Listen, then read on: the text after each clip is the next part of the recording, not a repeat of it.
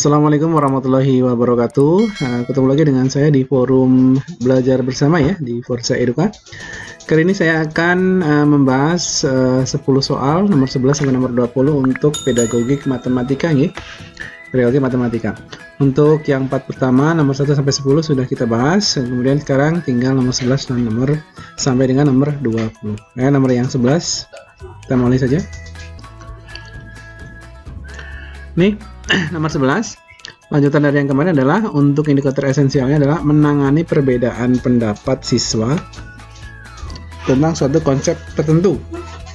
Nah, untuk soalnya, pada saat siswa berdiskusi tentang banyaknya rusuk pada kubus, kerucut, dan tabung, siswa banyak yang berbeda pendapat tentang banyaknya rusuk, tabung, dan kerucut. Setelah dianalisis, kesalahan mereka dikarenakan berbeda dalam memahami konsep. Nah, ini yang dibicara adalah memahami konsep ya.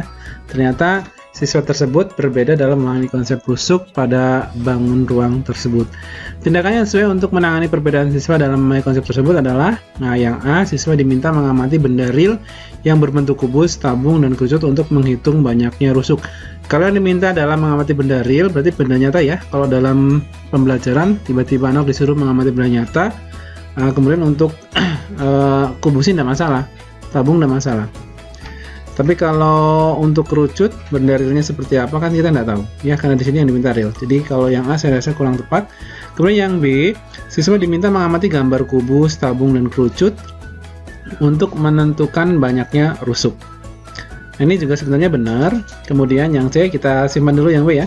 Yang C, siswa diminta mengamati alat peraga dan gambar yang berbentuk kubus, tabung, dan kerucut untuk memikirkan apa yang dinamakan rusuk. Nah, ini kalau yang C ini sudah sesuai dengan apa yang kita lakukan sebagai guru di dalam kelas ya. Jadi kalau untuk memberi penjelasan yang lebih, tentunya alat peragalah yang paling tepat untuk digunakan ya. Jadi kalau untuk real, siapa tahu di situ tidak ada benda yang sesuai ya, saya rasa akan menyulitkan siswa. Kemudian yang D, membandingkan banyaknya rusuk, balok, dan kubus. Membandingkan banyaknya balok, rusuk, banyaknya rusuk, dan balok, banyaknya rusuk, balok, dan kubus. Nah, ini kalau tidak ada alat peraga juga mereka akan kerepotan dan kesusahan. Kemudian yang E, guru menjelaskan banyaknya rusuk, kubus, tabung, dan kerucut. Nah, ini tidak sesuai dengan pembelajaran kurikulum 2013. Jadi kalau untuk konsep, mereka ternyata setelah dianalisis adalah salah memahami konsep. Jadi kalau saya lebih condongnya ke C. Jadi ini sudah lengkap sekali mewakili dari pilihan yang lainnya. Jadi kita menggunakan alat peraga untuk menyelesaikan permasalahan tersebut. Nah, kita lihat jawabannya. Nah, ini saat siswa mengalami perbedaan pendapat, siswa tersebut saat siswa mengalami perbedaan pendapat siswa tentang konsep tertentu, cara menangannya adalah menutup dan yang menyebabkan mereka mengalami miskonsepsi. Pengertian rusuk bagi siswa adalah garis yang membatasi dua buah bidang, sehingga ketika melihat kerucut maka garisnya ada dua. Untuk itu yang benar tindakannya adalah yang C. Nomor berikutnya, nah ini kompetensinya untuk pedagogik capaian pembelajaran adalah menyediakan berbagai kegiatan pembelajaran untuk mendorong peserta didik mencapai prestasi secara optimal. Indikator esensialnya adalah menentukan kegiatan pembelajaran yang memotivasi berprestasi sesuai dengan materi. Nah, kegiatan-kegiatan pembelajaran berikut yang dapat memotivasi siswa untuk berprestasi sesuai dengan materi yang sedang dipelajari. Ini ingat, di sini kata kuncinya adalah sesuai dengan materi yang sedang dipelajari. Jadi jangan terlalu jauh dari apa yang dibahas di dalam materi ya, atau dari isian materi ini. Jadi yang A, pilihannya memberikan reward bagi yang berprestasi. B, menjelaskan cara belajar agar berprestasi. Jadi ini masih bersifat umum ya. Yang C, memberikan hukuman bagi yang tidak berprestasi. Ini juga masih bersifat umum sekali. Yang D, memberitahukan manfaat materi yang baru dipelajari. Nah, ini ya. Nah, di sini ada kata kuncinya sesuai dengan materi yang sedang dipelajari. Jadi memberitahukan manfaat materi yang baru dipelajari. Nah, ini juga biasanya tercantum dalam tujuan pembelajaran ya. Ini tujuan pembelajaran disampaikan di situ, maksudnya ya bisa memotivasi siswa. Atau dalam RPP juga ada keterangan motivasi itu salah satunya adalah menyampaikan tujuan pembelajaran saat itu. Jadi saya condongnya yang D. Yang E, menjelaskan materi dan memberi contoh-contoh soal yang banyak.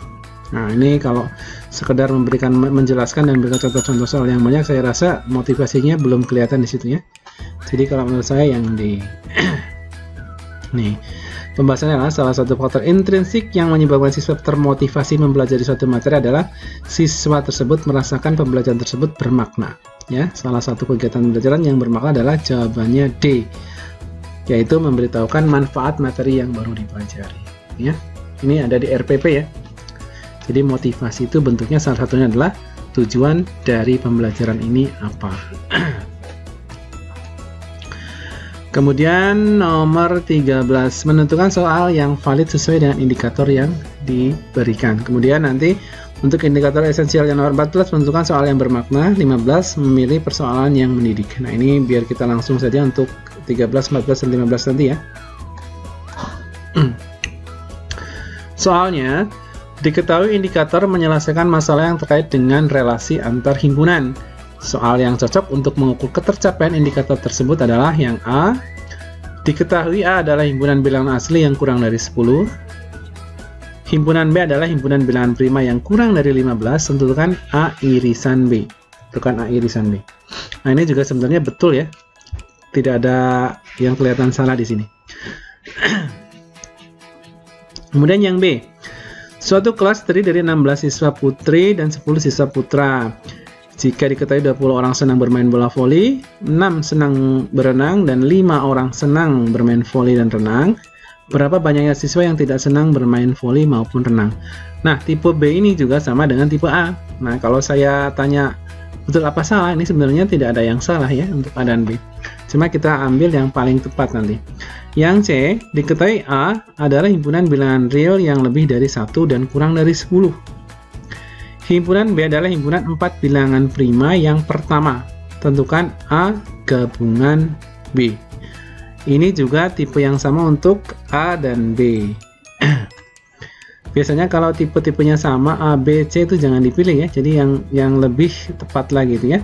Yang D, suatu kelas terdiri dari 16 siswa putri dan 10 siswa putra. Jika diketahui 10 siswa bermain bola voli, 15 senang bermain renang, 5 siswa tidak senang bermain voli dan renang. Nah, ini lanjutan dari yang B kalau tidak salah ya. Gambarkan diagram Venn yang menggambarkan hubungan himpunan siswa yang senang dan juga tidak senang bermain voli maupun renang. Nah, ini D. D itu kayaknya lanjutan dari B, tapi lebih lengkap untuk petunjuknya ya. Nah, ini saya condongnya kayak yang D ini. Kalau untuk A, B sih ini tipenya sama ya. Jadi tipe sama saya rasa ini tidak usah dipilih. Yang E, diketahui A adalah himpunan bilangan real yang lebih dari 3 dan kurang dari 10. Tentukan banyaknya anggota A. Nah, ini juga tipe soal yang sama sebenarnya untuk A, B, dan C. Saya yang D biasanya. Ini pembahasannya. Relasi antar himpunan menggambarkan posisi dua himpunan itu sama, saling asing, berpotongan, atau yang satu merupakan bagian dari himpunan yang lain. Jawaban selain D menanyakan kardinalitas himpunan atau hasil operasi antar himpunan. Jadi jawaban yang benar adalah yang D. Ini kalau untuk membahasnya seperti ini. Jadi untuk menentukan jawaban A, B, C, dan D ini sebenarnya terserah Bapak Ibu semua untuk cara analisisnya seperti apa ya. Nomor 14. Dari soal-soal di bawah ini, manakah yang merupakan soal yang bermakna untuk mengukur penerapan konsep persegi panjang? Ingat, konsep persegi panjang. Jadi ketika anak ditanya, itu anak tahu kalau persegi panjang itu ini, kemudian jajar genjang itu adalah ini, atau mungkin bangun yang lain seperti itu. Untuk yang A, mengapa persegi panjang adalah sebuah jajar genjang? Nah, yang B, apakah persegi panjang adalah persegi?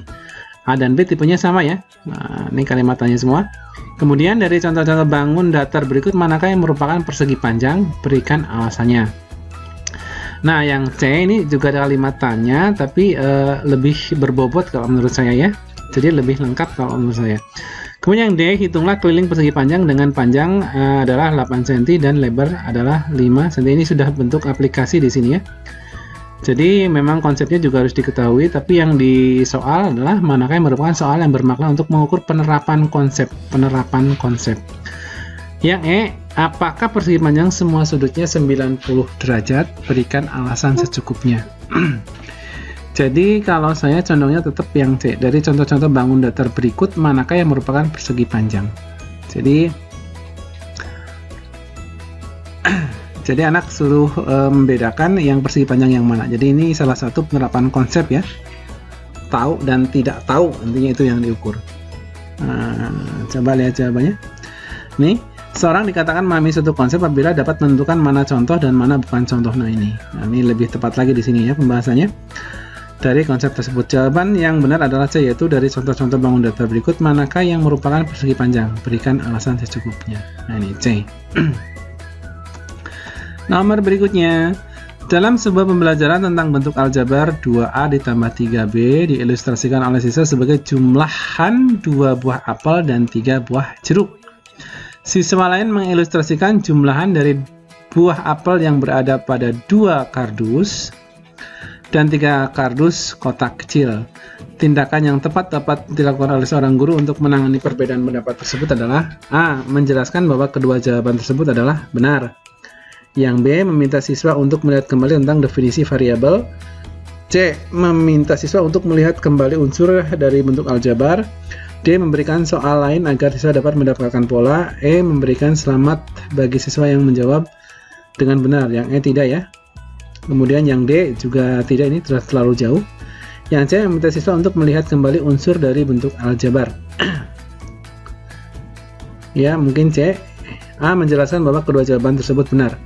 Jadi kalau untuk soal yang nomor 15 ini sebenarnya ini sudah ada ketentuan dari pendahulu kita ya. Jadi yang namanya variabel itu apa? Jadi di sini kalau menurut saya yang paling tepat adalah meminta siswa untuk melihat kembali tentang definisi variabel. Jadi tidak masing-masing siswa nanti terlalu berpikirannya berbeda-beda, sangat berbeda-beda antara 1, 2, 3 dan seterusnya. Jadi setidaknya mengerucut pada satu bentuk yang sudah disepakati gitu. Jadi kalau saya yang B. Kalau ini kan nomor 15, yang satu jeruk dan apel, yang satunya lagi ini lebih rumit lagi ya. Buah apel yang berada pada 2 kardus besar dan 3 kardus kotak kecil. Sedangkan untuk permisalan biasanya kalau satu jenis ya jenis buah saja gitu kan. Ini ada jenis buah, ada apel, kemudian ada kardus juga. Nah ini saya rasa siswa perlu diberikan pengetahuan tentang definisi dari variabel itu sendiri. Nah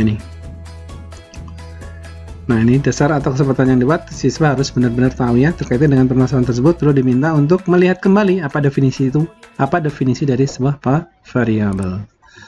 Oke, lanjutkan nomor 16. Indikator esensialnya adalah menentukan distraktor. Distraktor itu pengecoh ya. Pengecoh yang tepat. Kalau pengecoh yang benar itu adalah dia tidak ketahuan dia itu sebagai pengecoh. Jadi kemungkinan dia akan menjadi sebuah pilihan ya oleh yang mengerjakan. Oh, mungkin ini yang benar seperti itu. Itu kalau distraktor yang tepat. Nah ini menentukan distraktor yang tepat sesuai dengan soal yang diberikan. Kemudian untuk indikator esensial nomor 17, menentukan soal yang paling cocok untuk mengukur konsep tertentu. Misalnya tidak sulit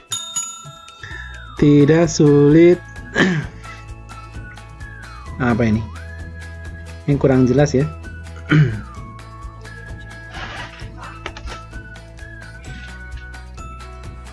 Ya, lanjutkan saja. Ini kurang jelas tulisannya.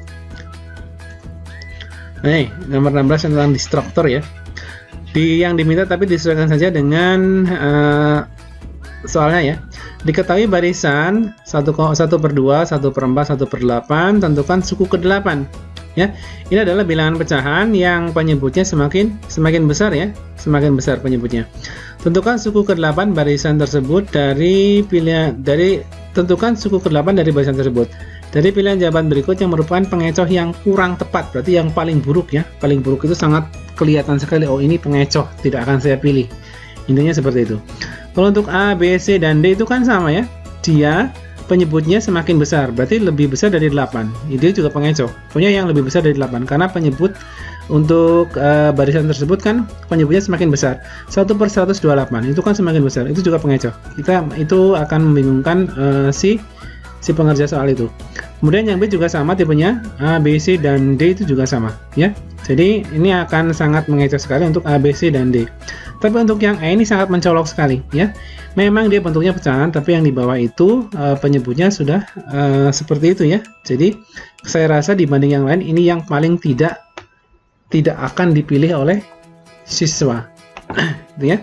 Karena dianggap itu ya bukan jawaban yang paling benar, gitu ya. Jadi yang nomor 12 adalah yang E. Nah, ini untuk menentukan distilled yang tepat sesuai dengan soal yang diberikan, maka distilled itu tidak boleh mencolok, untuknya. Ingat, tidak boleh mencolok. Dia tersamarkan sehingga orang yang mengerjakan soal itu akan merasa bingung. Ini yang mana? Gitu. Nah, kalau dilihat yang E itu kan sangat mencolok sekali ya, sangat berbeda dari poin-poin yang lain. Nah, ini yang tidak baik. Ingat, ini yang tidak baik atau kurang tepat. Kemudian nomor 17, diketahui bahwa pada suatu segitiga siku-siku, kuadrat sisi miring sama dengan jumlah kuadrat sisi yang lain pada segitiga tersebut. Nah, ini adalah rumus teorema Pythagoras sebenarnya ya. Kalau kuadrat sisi miring sama dengan jumlah kuadrat dari sisi yang lain. Nah, soal yang paling cocok untuk mengukur penguasaan konsep tersebut adalah, nah ini yang A, sebutkan 3 bilangan yang merupakan triple Pythagoras. Mengukur penguasaan konsep. Nah, berarti bukan ya, kalau untuk menyebutkan bukan. B, suatu segitiga ABC mempunyai sisi 12, 13, dan 15. Apakah segitiga tersebut merupakan segitiga siku-siku? Nah, ini tidak. Ya, kalau menurut saya tidak ya. Kemudian C, suatu segitiga ABC, tapi ini yang B juga sebenarnya bisa mengecoh ya, karena ada sisi miring. Sisi miring kan sisi terpanjang biasanya ya. Sisi miring, apakah kuadrat sisi miring itu akan sama dengan jumlah kuadrat dari sisi yang lain? Ini juga bisa betul. Yang C, suatu segitiga ABC mempunyai sisi A-nya 2, B-nya 3, dan C-nya 25. Apakah C merupakan sisi miring segitiga tersebut? Nah, ini lebih jelas lagi ya. Sisi miringnya disebutkan, yaitu si C. Kalau yang tadi B kan tidak disebutkan, hanya 12, 13, dan 15. Nah, ini kalau menurut saya sangat sesuai dan sangat lengkap dibanding yang B itu. Jadi kalau untuk membuktikan soalnya tinggal 25 kuadrat, apakah akan sama dengan 2 kuadrat ditambah 3 kuadrat, kan gitu. Jadi ini bisa menyimpulkan ini adalah segitiga siku-siku atau bukan segitiga siku-siku. Kalau saya yang C ini ya. B juga benar sebenarnya, tapi yang C lebih detail sekali di sini. Sebutkan rumus Pythagoras, bukan. Tuliskan teorema Pythagoras, juga bukan. Nah, ini pemahaman siswa tentang kalimat kuadrat sisi miring sama dengan jumlah kuadrat sisi yang lain dalam segitiga bisa juga terjadi bukan kuadrat dari A ditambah kuadrat dari B sama dengan C. Kuadrat dari C akan tetapi kuadrat dari kuadrat dari A ditambah B sama dengan kuadrat dari C. Maka soal C cocok untuk mengukur penguasaan konsep teorema tersebut. Nah, itu ya. Jadi sisi miringnya 25. Jadi 25 itu apakah 25 kuadrat itu sama dengan 2 kuadrat ditambah 3 kuadrat? Kalau tadi kan tidak jelas ya. 15 itu sisi miring bukan? Kan gitu.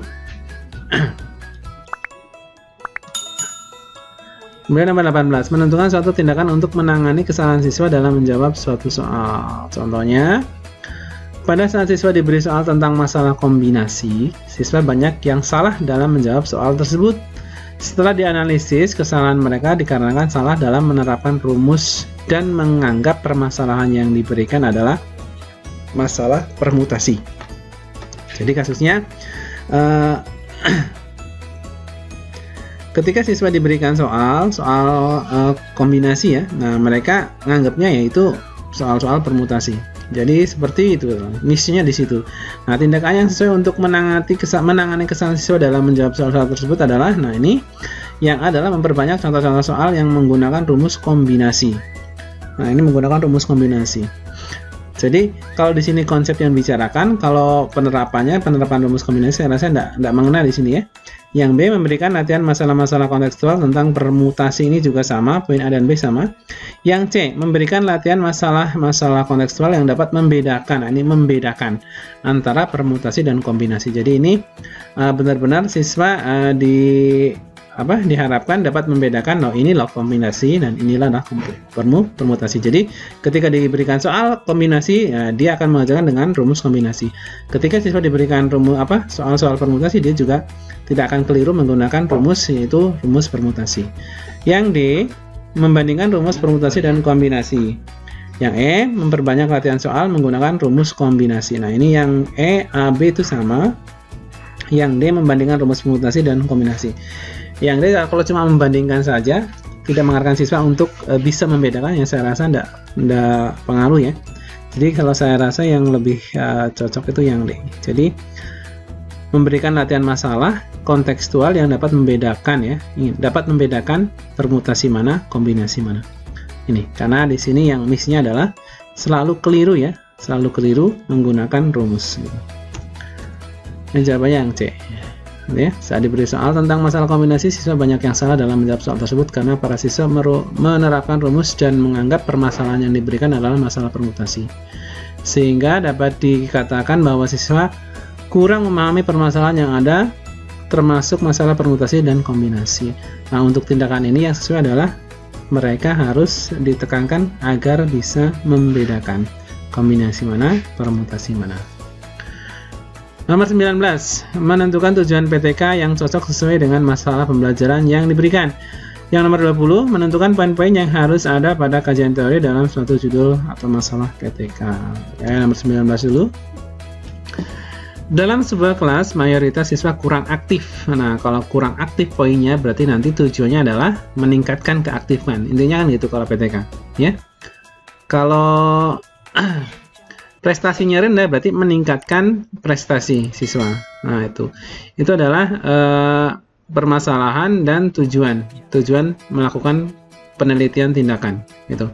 Jadi nanti setelah dilakukan penelitian, apakah nanti ada pengaruhnya penelitian itu terhadap permasalahan yang ditemui oleh seorang guru dalam kelas itu.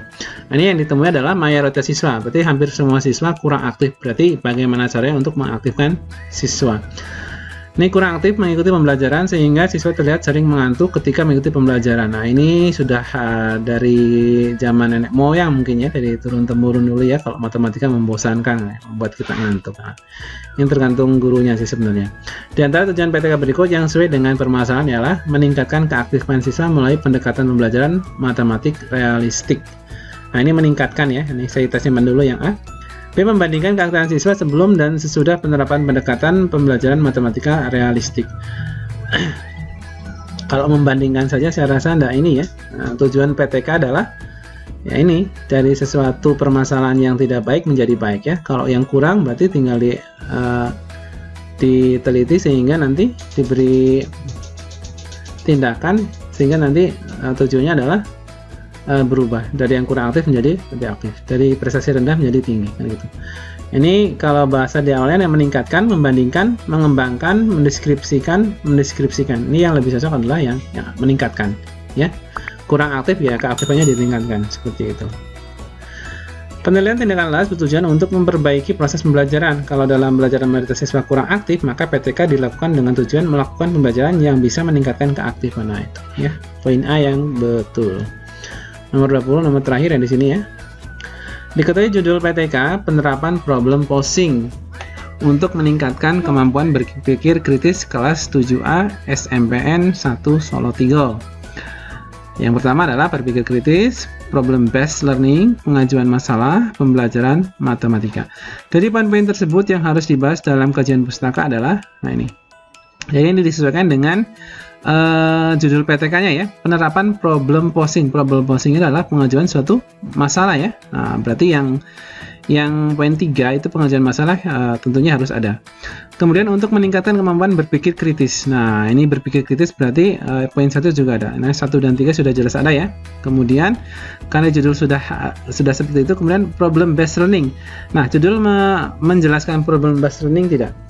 Tidak, kalau tidak berarti problem based learning itu tidak termasuk di dalamnya. Kemudian pembelajaran matematika. Nah, di sini kan tidak dijelaskan ya, kalau ini adalah pembelajaran matematika. Jadi bisa jadi penerapan problem posing untuk meningkatkan kemampuan berpikir siswa kelas 7 SMPN 1 Solo 3 itu gurunya bukan guru matematika. Jadi di sini untuk pembelajaran matematika tidak termasuk. Jadi yang tepat itu adalah berpikir kritis dan pengajuan masalah. Kalau disesuaikan dengan judul PTK-nya di situ ya. Karena problem based learning tidak dibicarakan ya, tidak sampai sejauh itu. Kemudian pembelajaran matematika juga kita tidak tahu apakah ini di kelas matematika guru yang membuat PTK adalah guru matematika, kan tidak tahu. Jadi yang tidak ada di soal tidak usah diikutkan. Jadi yang kalau saya ya 1 dan 3 D. Nah ini. Kalau di sini pembahasannya, kajian pustaka berfungsi untuk memberikan landasan teori terkait dengan materi topik penelitian yang akan dilakukan.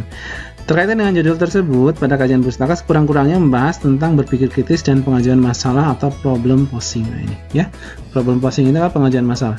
Nah, ini berarti kita untuk istilah-istilah seperti itu juga kita harus paham. Baik teman-teman guru semua yang sekarang sudah di angkatan 1-2 yang menunggu ya detik-detik UP, mudah-mudahan untuk UP kita lancar semua ya, termasuk saya. Saya juga sebenarnya ini dalam rangka belajar di sini ya. Jadi saya posting ini saya baca ulang agar saya ingat gitu ya. Mudah-mudahan video ini bisa membantu. Semoga lulus semuanya di tahun ini untuk angkatan 1, 2, 3 ataupun 4. Terima kasih, saya akhiri. Assalamualaikum warahmatullahi wabarakatuh. Selamat siang.